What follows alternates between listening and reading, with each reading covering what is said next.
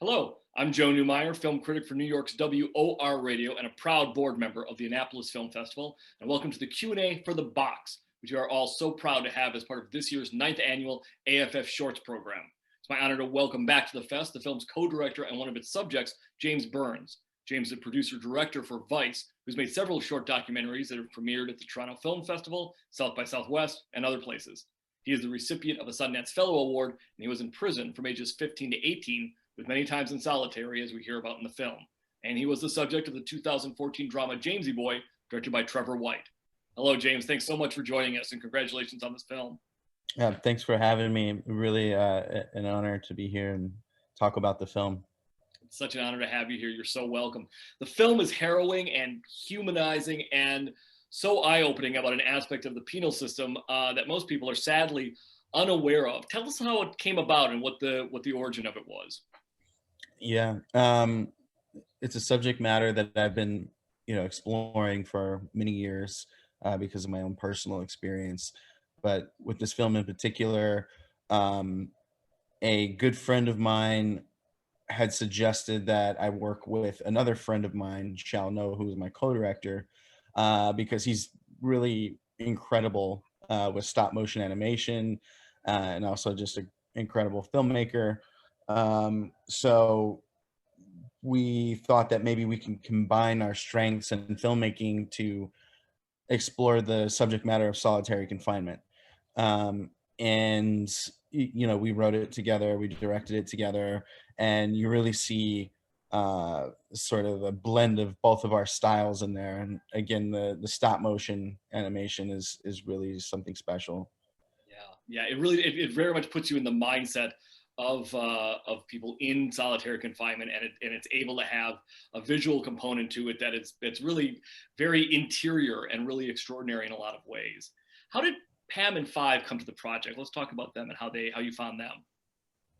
Yeah, when I first started reaching out to people, I knew that I wanted to each subject to bring a different aspect or perspective to the solitary confinement experience.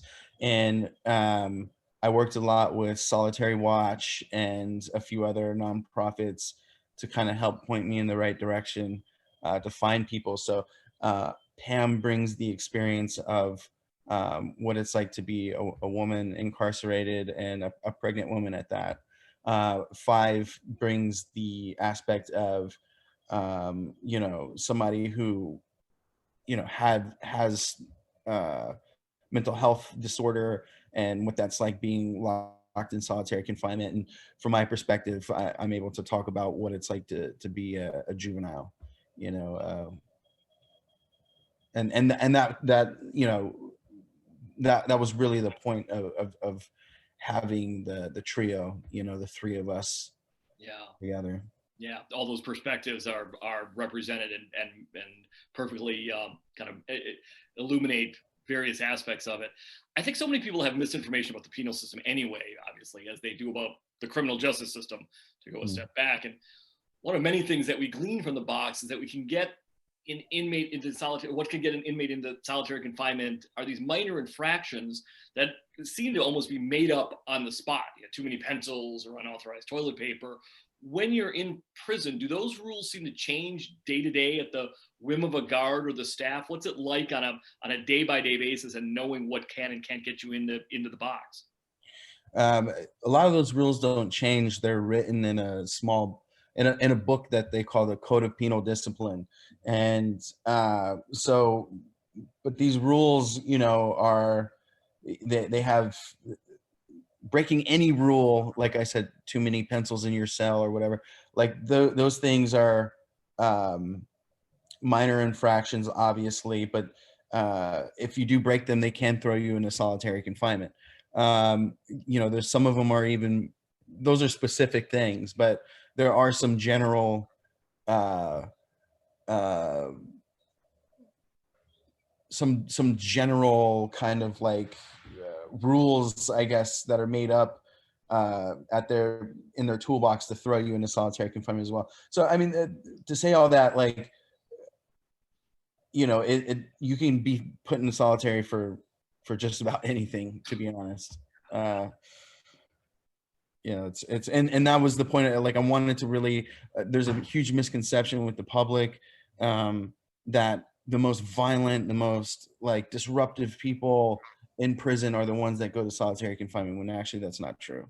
Right, right. And as you say in the film, there's also that issue where it's like being in there can create so many things. So it becomes this vicious circle of behavior because a human being's behavior in solitary confinement is going to be changing and is going to be becoming more violent, and that will get them more time in the box or get them time in the box again, right? Correct. Yeah, and the Department of Corrections uh, use it. They say that they use solitary confinement as a management tool to keep their facilities and the public safe. But in fact, what they're doing is actually making their facilities and the public more unsafe because of the effects that it has on people's mental health. So you have people that even go from doing 5 years in solitary confinement that may be released directly into the public after that. And we're talking about the parts of the brain that have actually physically begin to atrophy, and parts of the brain that are really responsible for our emotional responses, and it is really dangerous and archaic. Oh God, it is, and cruel and horrifying in so many ways. And you, as you say in the film, you have no idea how long you'll be in there, 14 days or 14 months. You spent 11 consecutive months at age 16 in there. When you came out, I would imagine you have to work so hard to find your way back to yourself, even once you're out of the box and in the general population, to kind of figure out who you are again, even the moments you are by yourself or in your cell. I mean, the work that has to be done in yourself is in and of itself a huge burden and a huge task on yourself, isn't it? Yeah, one of the things that people don't talk about is sure, solitary is horrific and it's painful, and um, probably one of the most painful experiences that people will go through in the carceral system. But getting out and trying to figure out your life and who you are in society after that is equally just as or even more painful than actually being in solitary because of how alienated you feel. And you're dealing with you know you're dealing with a lot of issues, right? Like what is that, Maslow's like you get out and like you can barely get a job and all these other things, and yet you're dealing with mental health issues on top of all that. Like it's just so hard for people to get out and find their place in the world again. And Pam's story being so harrowing about her miscarriage and what happens in there. That's the kind. I mean, for her to even sort of speak about it is extraordinary. And I would imagine as a filmmaker, kind of sitting with her, there's so much going on there that is so raw and to the heart, right? Absolutely, yeah. I mean, Pam is had a horrific experience, but at the end of the day, she is a fighter, and she's doing a lot of amazing work in Georgia. And there have been some laws that have been passed in the state of Georgia uh, because of Pam and her experience and what she's fought for. And some of the for instance, they don't use shackles on pregnant women in the state of Georgia anymore, and that's because Pam teamed up with legislators to fight to get that law passed. So Yeah, yeah. Once you're out, Five speaks about the bathroom being his safe place, and that is also harrowing to hear too in so many ways. I'm wondering what helped you or others heal, and in kind of working with everyone or talking with people. What was there anything that kind of helped you heal and helped you kind of get to a more whole place in some ways? um, I'm very lucky because I have a good support system of people around me, and it was those people like Patty White and Trevor White, and my mom, and other people who believed in me even when I didn't believe in myself, and were patient with me while I was experiencing the difficulties of um, trying to readjust to society. So, but a lot of people don't have those kind of support systems. Um, you know, people come out to zero family members, a system that is really apathetic to. And when I say system, I mean like, you know, our society, our um, even like you get out and you get a case manager who probably has 200 other people that are going through the same thing. How are they supposed to help you? You know, I mean, it's just like people are kind of like left to themselves to figure it out, and um, that's just not the way the world actually works. Anybody who thinks that they're out there doing everything themselves, you know, is um, yeah. Yeah. Does this, you mentioned the system. I'm wondering if the system itself, authorities, anyone you've spoken to, ever want to address it or make any moves on reform or anything, or is it already like, is it so baked into the system that, I mean, we mentioned Pam's ability to have pregnant women not be shackled in Georgia, but I'm wondering just, I mean, in the aggregate, is there any sort of hope for any sort of reform, or is anybody kind of moving on the inside to make anything a little bit better? Yeah, I actually think it was last week that state of New York now, which is this is a huge deal, but you can no longer be sent to solitary confinement for more than 15 consecutive days, and that is major because we're talking about no more than 15 consecutive days. People were spending decades in solitary confinement. So it's a huge deal, and I hope that other states look at what New York is doing and follow suit.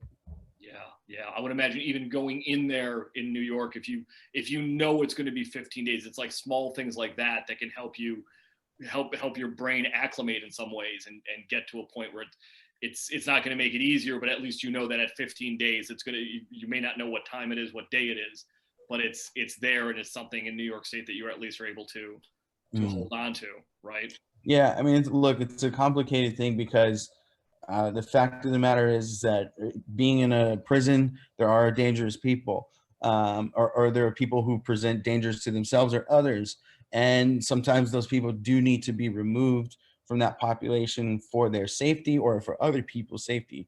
There's no question about that, and I'm not going to pretend that you know uh, you know that's not a factor, but we do need to think about how we're using it and why we're using it mainly.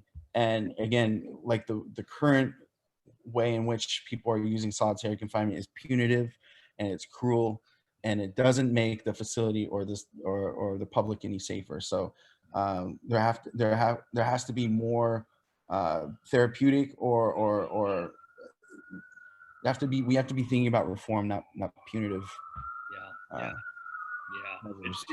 it's state sanctioned torture, as is mentioned in the film, and all of our tax dollars and acquiescence allow it and help it get propagated. Exactly. Yeah, Your we pay film is, for it. yeah, exactly, exactly.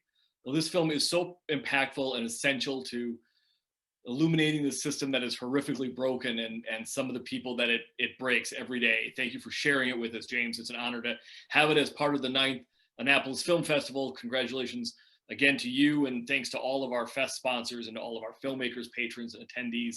Ladies and gentlemen, James Burns, and the film is The Box. Thank you, James. Great to have you back, even virtually here in Annapolis.